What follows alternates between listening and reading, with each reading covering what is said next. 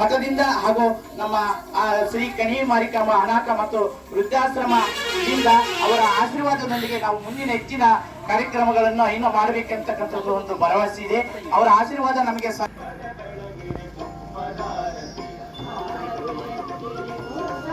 ಶ್ರೀ ಕಣಿವೆ ಮಾರಿಕಾಂಬ ಟ್ರಸ್ಟ್ ವತಿಯಿಂದ ನಡೀತಕ್ಕಂಥ ಅನಾಥಾಶ್ರಮದಲ್ಲಿ ಇವತ್ತು 77ನೇ ಸ್ವಾತಂತ್ರ್ಯ ದಿನಾಚರಣೆಯನ್ನು ನಾವು ಆಚರಿಸ್ತಾ ಇದ್ದೇವೆ.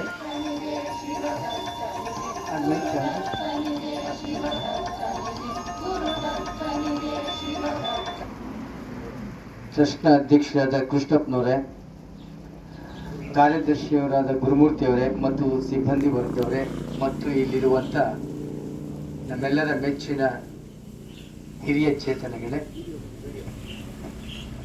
ಇವತ್ತು ಇಡೀ ದೇಶದೆಲ್ಲೆಡೆ ಸ್ವಾತಂತ್ರ್ಯ ದಿನಾಚರಣೆಯನ್ನು ಆಚರಿಸ್ತಾ ಇದ್ದೇವೆ. ಯಾಕೆ ಸ್ವಾತಂತ್ರ್ಯ ದಿನಾಚರಣೆ ಆಚರಿಸಬೇಕು ಇವತ್ತು ಅಂದರೆ, ಆಗಸ್ಟ್ 14ನೇ ತಾರೀಕು ಮಧ್ಯರಾತ್ರಿ ನಮಗೆ ಸ್ವಾತಂತ್ರ್ಯ ಸಿಕ್ತು. ಅಂದರೆ ಬ್ರಿಟಿಷರ ಸಂಕೋಲೆಯಿಂದ, ಅವರ ದಬ್ಬಾಳಿಕೆಯಿಂದ, ಅವರ ಆಡಳಿತದಿಂದ ನಮ್ಮ ಭಾರತ ದೇಶ ಬಹಳಷ್ಟು ಜರ್ಜರಿತವಾಗಿತ್ತು. ತುಂಬ ಹಿಂಸೆ ಕೊಡ್ತಾ ಇದ್ರು, ಬಹಳಷ್ಟು ನಮಗೆ ಸ್ವಾತಂತ್ರ್ಯ ಕೊಡ್ತಿರ್ಲಿಲ್ಲ ಯಾವುದೇ ವಿಚಾರವಾಗಿ. ಭಾರತೀಯರಿಗೆ ಅವರ ಆಡಳಿತದಲ್ಲಿ ಬಹಳ ನಲುಗೋಗಿದ್ರು ಜನ. ಕೊನೆಗೆ ಆ ದಾಸ್ಯದಿಂದ ಮುಕ್ತಿ ಹೊಂದಬೇಕಂದ್ರೆ ಒಂದು ಸಂಗಮವನ್ನೇ ಮಾಡಿದರು ದೇಶದಾದ್ಯಂತ. ಮಹಾತ್ಮ ಗಾಂಧೀಜಿ, ಜವಾಹರ್ಲಾಲ್ ನೆಹರು, ಸುಭಾಷ್ ಚಂದ್ರ ಬೋಸ್, ಸುಮಾರು ಜನ, ಸಾವಿರಾರು ಜನ ಮುಂದಾಳತ್ವದಲ್ಲಿ ಹೋರಾಟ ಮಾಡಿ ದೇಶಕ್ಕೆ ಸ್ವಾತಂತ್ರ್ಯವನ್ನು ತಂದುಕೊಟ್ರು.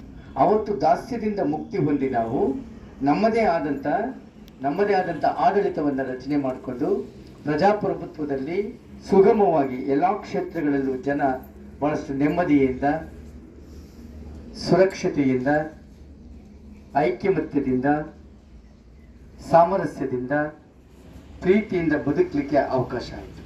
ಹಾಗಾಗಿ ಆ ನೆನಪನ್ನು ಆಚರಿಸಲಿಕ್ಕೆ ಮಧ್ಯರಾತ್ರಿ ಸರಿ ಹೋಗೋದಿಲ್ಲ ಅಂದ್ಬಿಟ್ಟು ಬೆಳಿಗ್ಗೆ ಆಗಸ್ಟ್ 15ರ ಬೆಳಿಗ್ಗೆ ಮುಂಜಾವಿನಲ್ಲಿ ಆ ಬಾವುಟವನ್ನು, ತ್ರಿವರ್ಣ ಧ್ವಜವನ್ನು, ನಮ್ಮ ದೇಶದ ತ್ರಿವರ್ಣ ಧ್ವಜವನ್ನು